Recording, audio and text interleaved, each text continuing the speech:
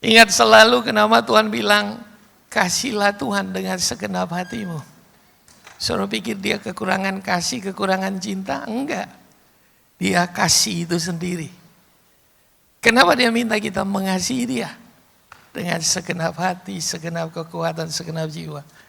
Karena waktu saudara mengasihi dia, di saat itulah dia punya kesempatan untuk mencurahkan kasihnya buat saudara. Amin. Bagi beberapa saudara yang mungkin mulai merasa kering, saudara lagi merasa tertekan, just come. Saudara datang buat Bapa dan saudara bebas. Ya, amin. Nah, saya senang sebab momen di mana setiap orang berjumpa dengan Tuhan, itu nggak bisa digantikan dengan pelayanan apapun. Pelayanan kita berhasil ketika setiap orang, sebanyak mungkin orang yang kita layani punya perjumpaan pribadi dengan Tuhan. Sesuatu yang hidup, sesuatu yang natural, itu akan keluar dari dalam. Ya. Amin. Semua pekerjaan, pelayanan, ibadah, apalagi pemberian, persembahan, itu jadi ngalirnya dari sini. Ya, itulah esensi dari ibadah. Baik, kita masuk di bulan yang baru dan kita akan banyak ngomong tentang topik spiritual disiplin atau disiplin rohani. Saya percaya bahwa disiplin rohani itu adalah semua hal-hal yang sifatnya aktivitas rohani yang kita lakukan secara terus-menerus dan konsisten dengan pemahaman yang benar, bertujuan untuk merubah di apa yang ada di dalam kita, bukan di luar kita. Jadi semua disiplin rohani, makanya dibilang latihan badani itu terbatas. Karena latihan badani itu hanya mempengaruhi fisik kita. Dan mungkin beberapa bagian pada jiwa kita, pemikiran kita, dan sebagainya. Tetapi saya percaya bahwa latihan rohani, disiplin rohani, itu bertujuan untuk merubah di dalam kita. Jadi pertama saya harus taruh ini dulu. Bahwa semua doa yang saudara lakukan, semua renungan yang saudara lakukan, semua ibadah yang saudara lakukan, tujuannya selalu merubah kita di dalam. Membawa kita mengalami dia dan berakibat pada perubahan di dalam kita. Nah, saya pingin mulai, saya meminjam dari apa yang Pak Jonathan Patiasina bagikan untuk memulainya. Ingat bahwa tujuan manusia, saudara dan saya ada di muka bumi ini adalah untuk menjadi serupa dengan dia. Karena dari awalnya Tuhan bilang, marilah kita membuat manusia atau menciptakan manusia menurut gambar dan rupa kita. Supaya mereka berkuasa. Ternyata keserupaan itu menentukan kemampuan untuk kita berkuasa. Keserupaan dengan Yesus itu bicara tentang tingkat kedewasaan kita. Kedewasaan rohani kita. Nah, semakin kita dewasa, menyikapi, memikirkan, apalagi memutuskan, maka semakin mudah untuk kita bisa mengatur, menguasai, mengendalikan kehidupan kita. Betul atau tidak? Saudara, saya perhatikan begini, banyak orang berpikir bahwa makin tua dia akan jadi makin dewasa. Enggak. Kalau tua itu bicara umur, kita nggak bisa ubah. Tetapi kedewasaan itu adalah pilihan.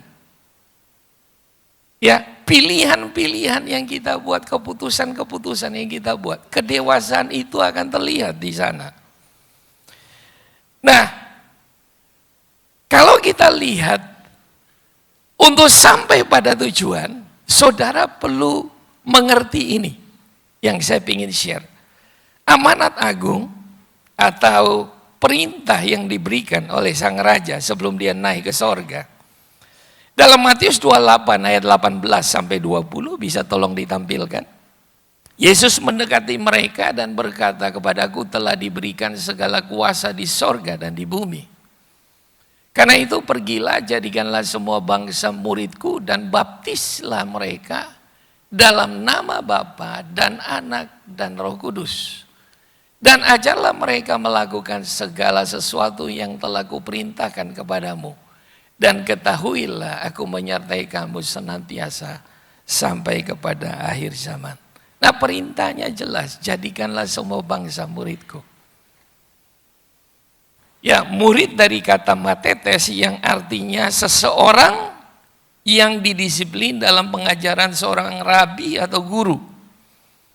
Ya, dalam Matius 10 ayat 25 bagian A dikatakan, cukuplah bagi seorang murid jika ia menjadi sama seperti gurunya. Dan bagi seorang hamba jika ia menjadi sama seperti tuannya.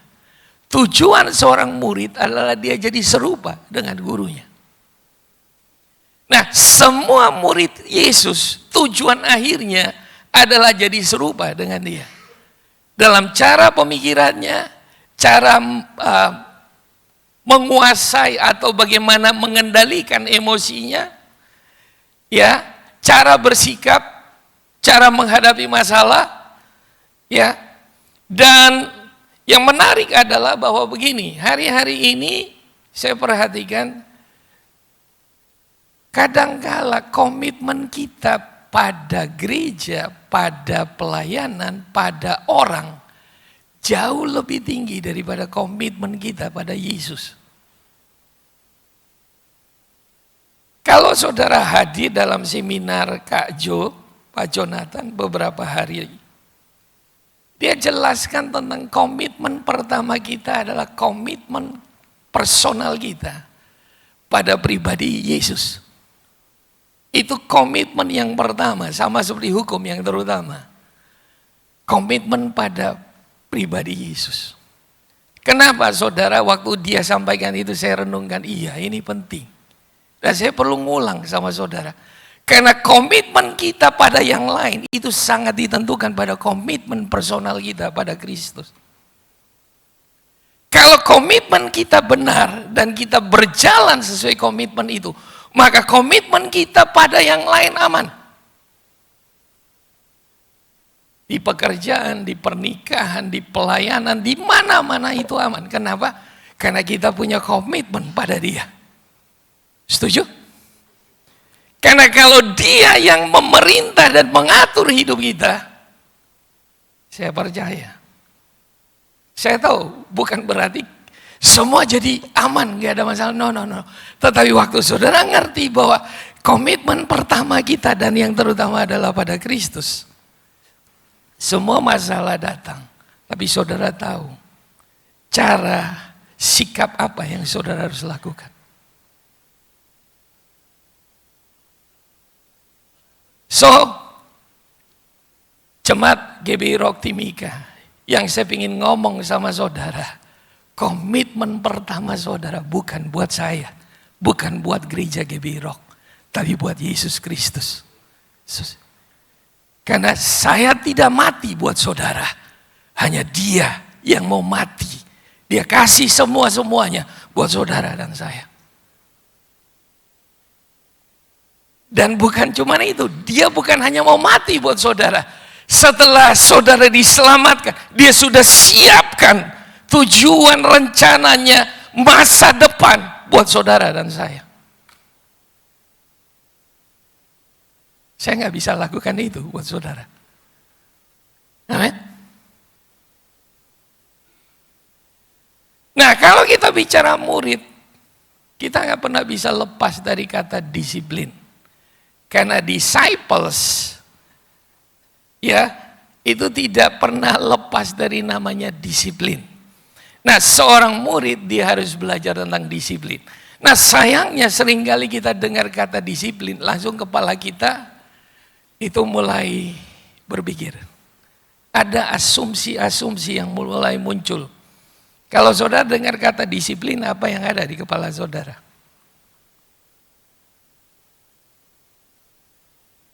Aturan. Apa lagi? Beda. Kalau saudara dengar disiplin, tadi pagi Pak Alex bilang, pemaksaan. Ya. Hukuman. Ada lagi. Nah, kenapa saya pengen tabrak ini dulu buat saudara? Sebab gini, disiplin rohani yang Tuhan mau, menyangkal diri pikul salib, itu bukan sebagai hukuman. Itu bukan berarti Tuhan suka kita menderita. Kalau makin menderita makin suci. No. Penderitaan itu belum tentu bikin kita jadi makin suci. Kalau kita punya sikap hati dan pengertian kita salah, saudara akan jadi pahit. Amin. Nah, karena itu saya ingin kita lihat Galatia 6 ayat 8 ada di situ. Sebab barang siapa menabur dalam dagingnya, ia akan menuai kebinasaan dari dagingnya. Tetapi barang siapa menabur dalam roh, ia akan menuai hidup yang kekal dari roh itu. Spiritual disiplin itu artinya ini, saudara secara konsisten. Terus menerus saudara komit dalam melakukan semua aktivitas rohani saudara. Tadi saya bilang berdoa, merenungkan firman, atau mempelajari firman, apalagi melayani, apalagi puasa, memberi, apalagi banyak disiplin rohani. Kita selalu ingat bahwa ketika saya sedang melakukan itu, saya sedang berinvestasi ke dalam saya. Dan baru setelah itu keluar.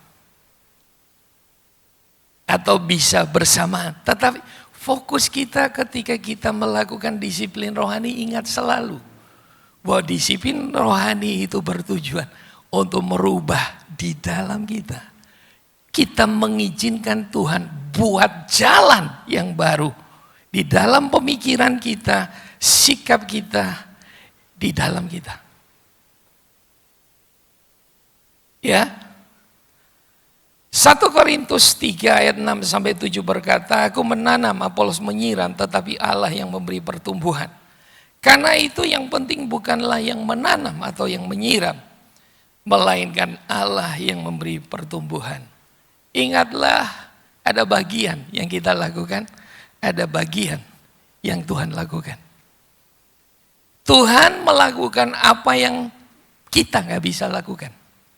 Saudara bisa menanam, saudara bisa menyiram, tetapi pertumbuhan itu bukan bagian saudara, itu Tuhan. Nah, kenapa kita perlu terus diingatkan hal ini? Karena gini, seringkali kita berpikir disiplin itu berhasil karena hanya kita punya bagian.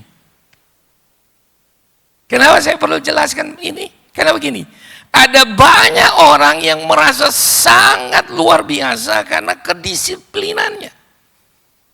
Dia setia baca Alkitab, apalagi puasa, pelayanan, ibadah, dia nggak pernah telat, nggak pernah libur. Apakah itu jahat? Apakah itu salah? Enggak, itu baik. Tetapi ingat, sesuatu yang baik yang kita lakukan, tapi kalau nggak merubah di dalam kita, maka yang terjadi adalah itu hanya jadi pertunjukan rohani. Lalu kita berpikir gini, saya lebih baik dari dia. Karena saya lebih rajin ibadah. Saya lebih rajin baca Alkitab. Ingatlah tujuan ibadah, tujuan baca Alkitab adalah ini, merubah yang di dalam kita. Kalau enggak, kita datang hari ini, hari Minggu dengar pendeta khotbah, satu kalimat kita langsung mikir, ini cocok buat dia. Oh dia harus dengar ini. No, itu buat kamu. Terima saja dulu, mungkin kamu belum merasa. Nanti waktu kamu tiba waktunya ayat itu akan muncul. Pengertian itu akan muncul untuk mengingatkan kamu.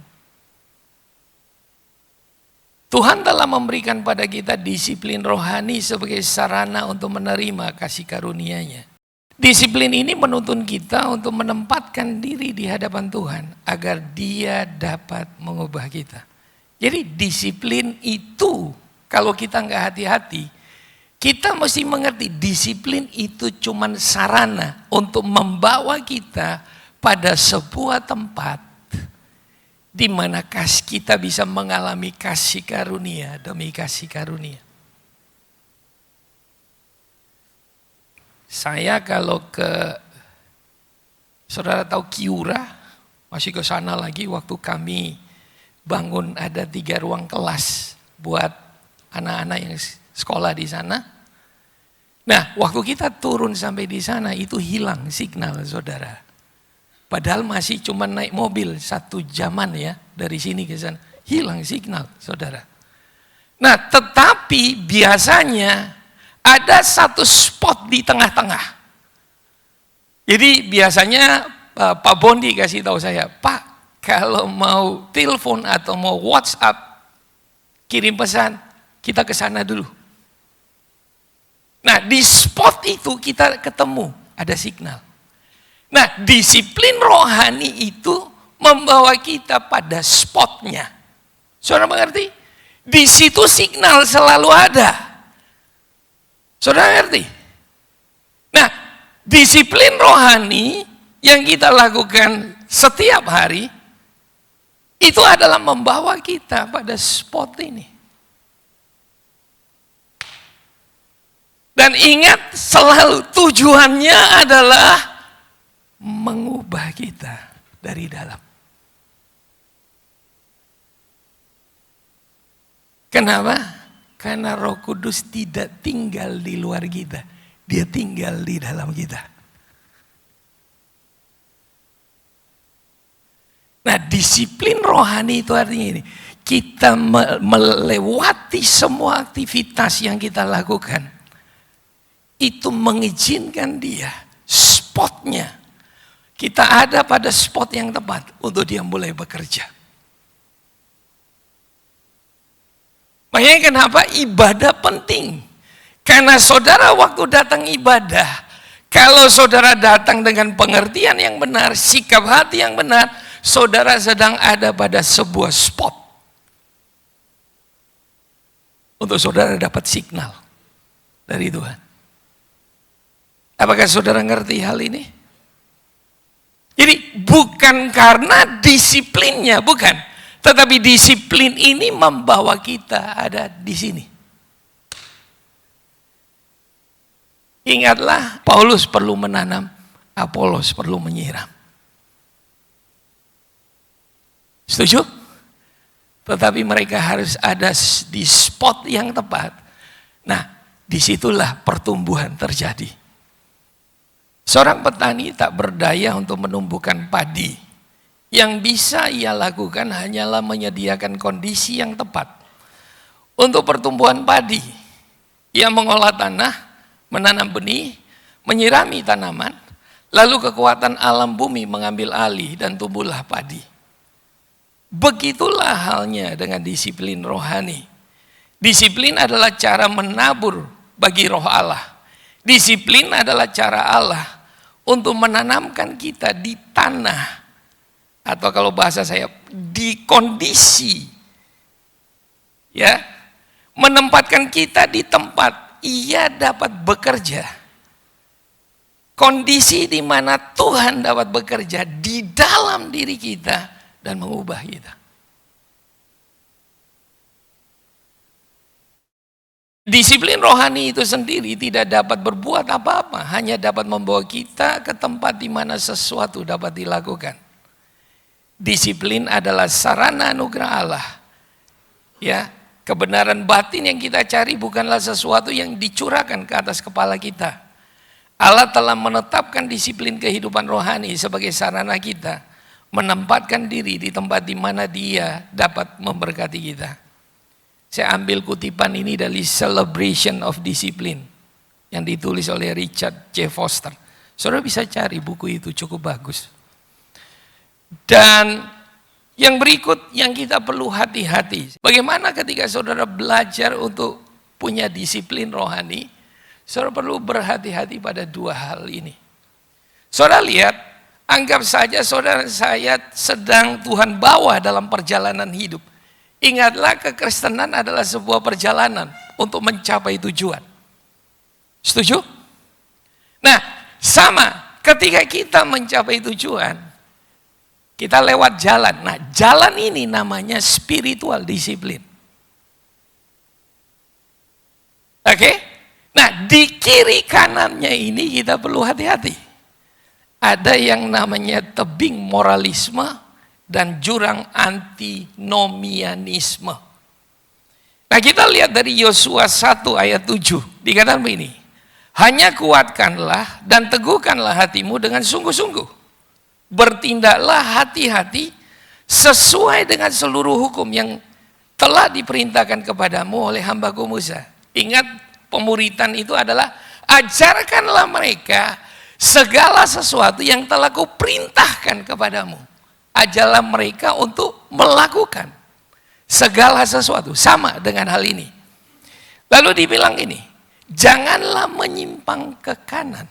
Kalau ke kanan, saudara lihat di jalan ini ada tebing. Atau menyimpang ke kiri, ada jurang. Yang saudara dan saya perlu lakukan hanya jalan, ikutin path-nya. Ya. Supaya engkau beruntung kemanapun engkau pergi. Nah, apa itu moralisme? Pandangan yang menekankan perbuatan baik sebagai dasar penerimaan oleh Tuhan. Jadi kita membangun segala sesuatu dari pemikiran bahwa fokusnya pada penampilan, performance, usaha. Apakah itu enggak penting? Usaha kita, perbuatan baik kita penting, saudara. Tetapi bukan untuk supaya kita merasa diri kita diterima. Merasa diri kita benar, bukan. Ya. Nah, sering kali yang terjadi, saya kasih perumpamaan yang paling sederhana. So, ingat Yesus kasih ilustrasi 2 orang berdoa. Satu pemungut cukai, satu pemuka agama. Dua-duanya berdoa. Yang pemuka agama dia berdoa, Tuhan, saya rajin kasih persembahan, saya rajin puasa, saya rajin berdoa. Tuhan, saya nggak kayak dia. Apa yang Yesus sedang berusaha gambarkan tentang situasi ini? Ternyata ada orang-orang yang melakukan ibadahnya, kehidupan ibadahnya dengan sikap hati yang salah, dengan pemahaman yang salah. Ingatlah, jangan pikir itu dulu, enggak. Sangat mungkin saya dan saudara masih ada di situ. Kita bisa datang ibadah, kita kelihatan melakukan semua yang rohani, tetapi ternyata pengertian dan pemahaman kita salah.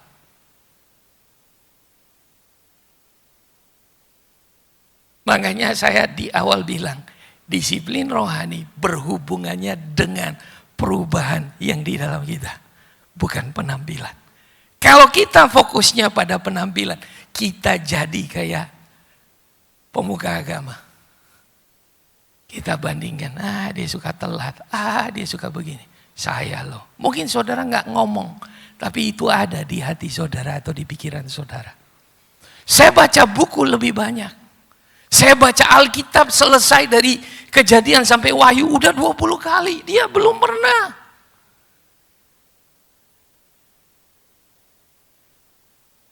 Saya suka sekali waktu dengar salah satu ungkapan bahwa kalau kamu baca Alkitab tapi tidak izinkan Alkitab baca kamu, gak ada yang berubah dari hidupmu. Yang kedua adalah jurang antinomianisme. Anti adalah melawan, nomos artinya hukum. Pandangan ini menolak atau meremehkan peran hukum Tuhan setelah seseorang diselamatkan karena kasih karunia. Jadi kita berpikir karena kita diselamatkan oleh kasih karunia, maka hukum gak berlaku. Enggak demikian, saudara. Di dalam Kristus, kita sudah tidak lagi menerima penghukuman. Penghukuman, kan dibilang. Tetapi ingatlah, hukum itu penting. Saudara, contoh yang paling sederhana. Hukum sering datang dalam bentuk kata jangan dan tidak. Betul nggak? Kalau saudara dengar kata jangan, apa yang terjadi? Ada dua. Saudara merasa dibatasi. Yang kedua, saudara merasa penasaran justru. Coba seringkali kan kayak siapa? Adam sama Hawa. Jangan makan. Nah sama, manusia begitu dikasih kata jangan malah pengen nyoba. Betul ya? Nah, tetapi saya percaya hukum itu ada. Cuman karena satu alasan, aturan yang Tuhan kasih dengan kata jangan atau tidak. Itu penting. Nah, berkali-kali saya sampaikan dari tempat ini bahwa semua aturan, semua firman yang dikasih buat kita, kata jangan, tidak, hati-hati dan sebagainya, tujuan cuma satu. Karena Tuhan sayang sama kita. Selalu dan selalu. Makanya seringkali saya bilang gini, kalau saudara punya anak, masih kecil, dia mau main, asik main, dia main makin lama makin dekat ke pintu keluar, ke jalan. Maka saudara akan teriak dari jauh apa? Jangan! Dengan nada yang sangat tinggi. Kenapa? Apakah karena saudara marah, saudara benci? Saudara gak suka dia bebas? Bukan. Saudara bilang kata jangan itu karena saudara sayang sama dia. Saudara gak mau dia celaka.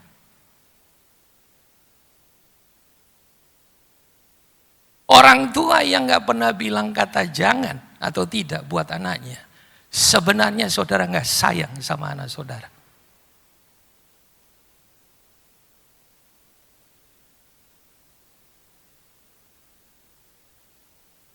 Karena Tuhan sayang sama kita, dia taruh kata jangan di tengah taman.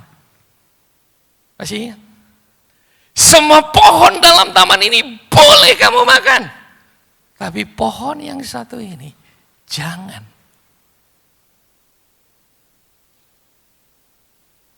Jadi sekarang saudara bisa tahu jawabannya kenapa kita sering ditanya, kalau Tuhan penuh kasih, kenapa Tuhan taruh pohon itu di tengah? Berarti Tuhan yang bikin kita jatuh dalam dosa? Enggak. Tuhan taruh di situ supaya dia bilang gini, jangan. Orang tua yang baik, dia akan selalu bisa ngajarin anaknya, jangan, bukan jangannya orang Jawa. Jangan orang Jawa itu sayur ya. Amin. Jadi kalau pemimpin saudara bilang jangan, please, saudara nggak usah yang aneh-aneh. Belajar untuk taat. Pemimpin di pelayanan, pemimpin di kantor, orang tua, guru. Ketika mereka bilang jangan. Tidak. Anak muda, kamu perlu mengerti sekarang. Jangan tunggu kamu sudah tua, telat. Karena begitu kamu melanggar kata jangan. Tahukah saudara Adam dan Hawa melanggar kata jangan itu? Seluruh umat manusia jatuh dalam perbudakan dosa. Sepele kan? Nah, antinomianisme ini seperti itu. Dia nganggap nggak perlu. Karena kita hidup dalam anugerah. Kita buat dosa, kita datang minta ampun, Tuhan ampuni. Benar Tuhan ampuni. Tapi hidupmu nggak berubah-berubah. Kamu nggak sampai pada tujuan. Kamu tetap orang benar. Tetapi orang benar yang gak sampai pada tujuan.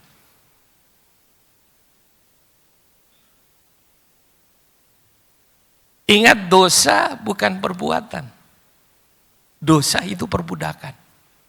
Saya ngerti sekali waktu Kak Jo ngomong itu. Saudara mau tahu dari mana? Kita pikir dosa itu perbuatan. Nah, dosa itu perbudakan. Sejak manusia jatuh dalam dosa, dosa memperbudak kita. Makanya dibilang manusia hidup di bawah hukum dosa. Gak usah susah-susah. Saya selalu bilang, jujur kita sudah bertobat pun, melakukan hal yang baik sama hal yang buruk lebih gampang mana? Bangun kebiasaan yang baik, itu gampang. Setelah saudara bertobat. Nah, kenapa? Karena yang kita hadapi efek dari dosa. Memang dosa kita diampuni.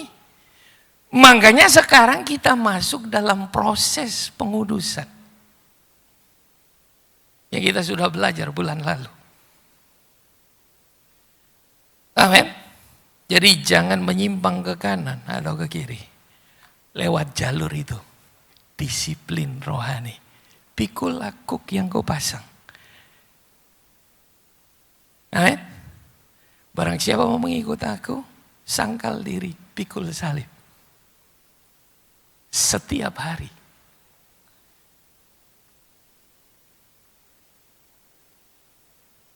Nah, ada beberapa macam disiplin.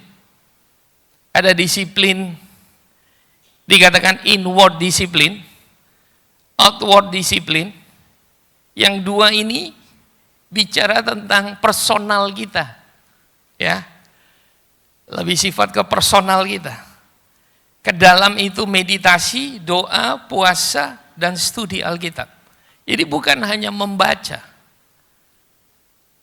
atau merenungkan, tetapi saudara baca dan tiba-tiba ada sesuatu yang Roh Kudus taruh di hati saudara. Coba saudara cari. Dan yang menariknya kemarin saudara, ini sangat membantu justru untuk kita belajar. Di sini ada semua sekarang dan free. Ya. Ya saudara, saya nggak punya waktu cukup banyak untuk menjelaskan, tetapi saya berharap nanti dari topik-topik ini, nanti pembicara kita selama 1 bulan ini bisa ngambil topik-topik dari sini, untuk bisa share buat saudara. Ada yang sifatnya komunal atau korporat, bersama-sama. Ya, pengakuan dosa, ibadah, ya, bimbingan, mencari bimbingan Tuhan, dalam membuat keputusan kehendak Tuhan, termasuk Tuhan bisa pakai saudara pemimpin-pemimpin rohani, orang-orang yang dewasa secara rohani untuk nolong saudara, untuk dapat bimbingan atau tuntunan. Lalu ada perayaan, merayakan kasih dan anugerah Tuhan dalam komunitas. Nah, saya mau masuk di topik ini saja dalam waktu sisa. Saya hanya ambil satu disiplin. Namanya disiplin pengakuan dosa, confession. Ya, saya ingat dulu waktu saya bertobat, kami masuk dalam sebuah grup pemuritan, kita diajarkan ada 4 disiplin. Nah, ternyata ini lebih banyak. Dan ini menarik. Saudara, ingatlah kenapa kita perlu belajar untuk mengakui dosa. Yang pertama, saudara, dosa menginsolasi dan memperbudak.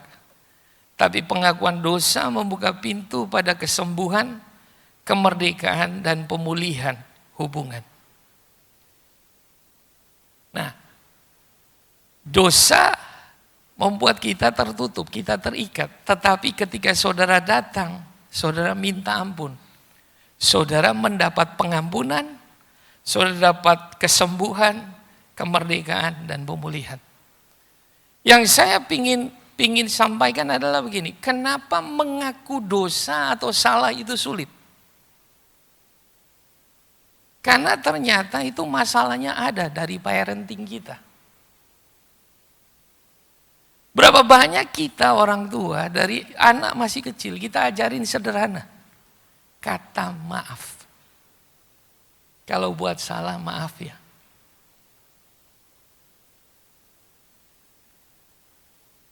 Kadang-kadang kita anggap sepele, tadi pagi saya kasih ilustrasi. Anak mungkin main, lari, nyenggol orang, atau nyenggol barang jatuh pecah, dia lari saja. Lalu orang tua yang lihat, dia pikir, masih kecil. Saudara masih kecil ya. Tapi tunggu kalau dia udah gede, dia kerja. Dia buat salah di kerjaan. Dia nggak merasa perlu minta maaf. Apa yang terjadi? Bisa-bisa dia dipecat. Dalam hubungan yang lain, pelayanan, pekerjaan, pernikahan. Kalau kita nggak terbiasa minta maaf, ngaku dosa. Kita punya struggle dalam hubungan. Betul? Nah, saya sangat dorong orang tua. Siapa di sini yang punya anak sudah tua?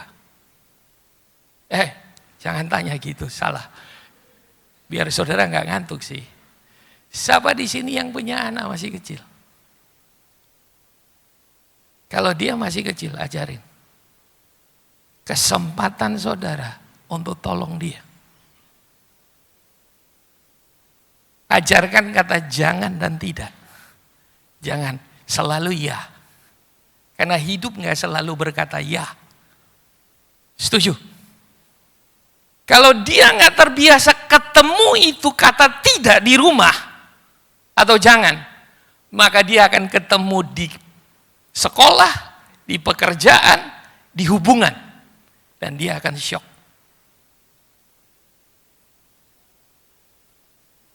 Amin.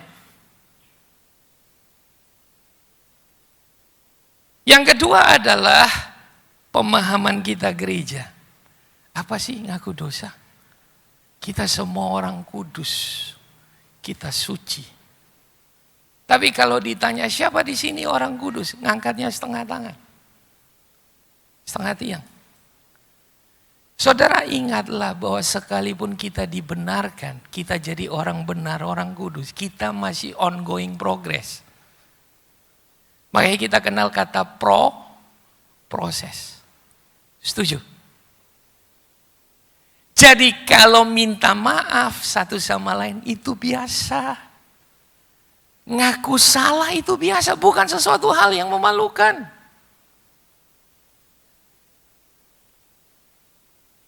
Nah, saya perhatikan kadang-kadang refleks daging kita kadang-kadang masih muncul. Contoh sederhana, kita buat hal sepele kecil, kita salah. Terus tanya, siapa yang bikin? Nggak tahu, refleks. Kenapa? Karena di mindset kita masih ada yang salah. Apa susahnya kita bilang, ya itu tadi saya, sorry ya.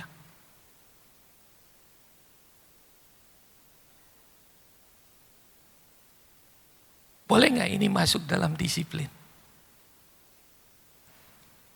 Praktekkan ini di komsel, di pelayanan, di rumah saudara, di tempat kerja saudara. Percayalah kalau saudara ngaku dan minta maaf dengan tulus. Orang mungkin di awal marah, tapi setelah itu mereka respect sama saudara. Karena itu firman Tuhan yang kasih tahu. Kita lihat. Pengampunan dosa menghasilkan pengampunan dan penyucian dosa. 1 Yohanes bilang, jika kita mengaku dosa kita, Allah itu setia. Ia akan mengampuni dan menyucikan kita dari segala dosa. Ya, pengakuan dosa mendatangkan kesembuhan. Yakobus 5 ayat 16, nanti saudara baca. Ya. Lalu pengakuan dosa akan mengembalikan kepercayaan dan rasa sayang. Ini yang saya mau kita baca. Amsal 28 ayat 13. Siapa menyembunyikan pelanggarannya tidak akan beruntung. Siapa yang di sini gak mau beruntung? Ya gak usah ngaku.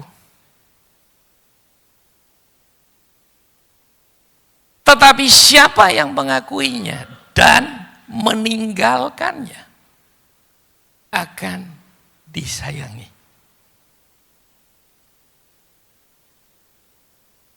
Siapa sih kita yang gak pernah buat salah? Kita semua pernah buat salah. Setuju? Salah sama Tuhan, salah sama teman, salah sama pasangan, salah sama anak, anak sama orang tua.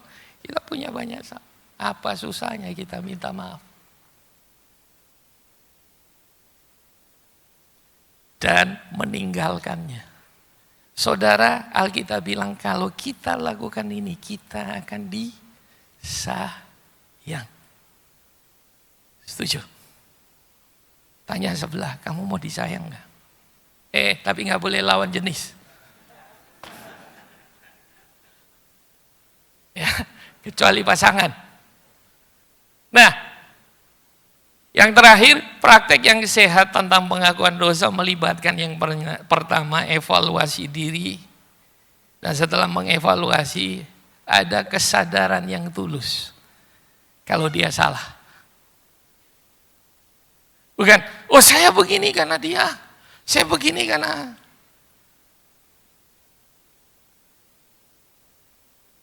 Itu belum. Sampai kita benar-benar sadar bahwa hal ini terjadi karena saya yang salah.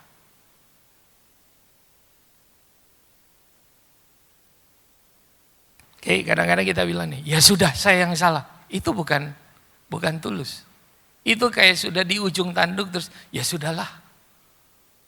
Saya yang salah.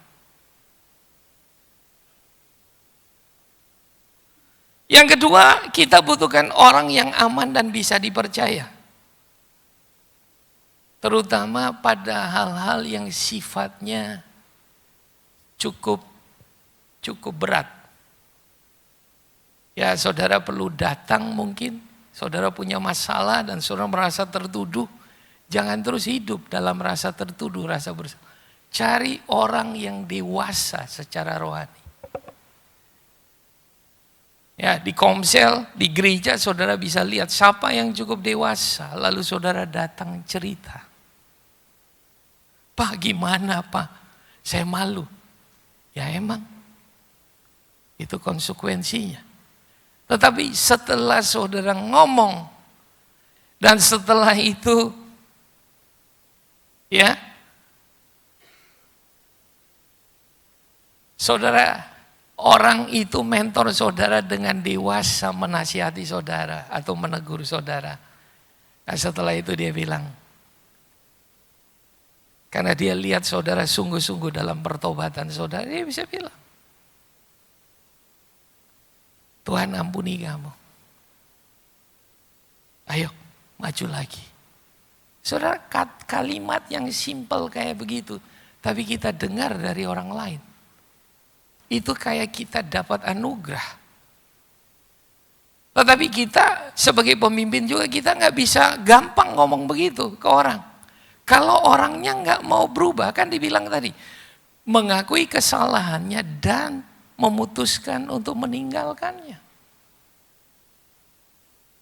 Dan saya percaya kalau kita mau jadi komunitas yang sehat, yang kuat, ini salah satu hal yang kita mungkin perlu lakukan. Jadi ketika saudara ada yang negur saudara, belajar punya hati. Yang gak langsung defensif sikap saudara, sikap hati saudara. Wah, belajar untuk dengar dulu. Ya, saya pun perlu belajar hal ini. Kita semua perlu belajar hal ini. Amin. Itu saja mungkin yang saya ingin bagikan buat saudara hari ini.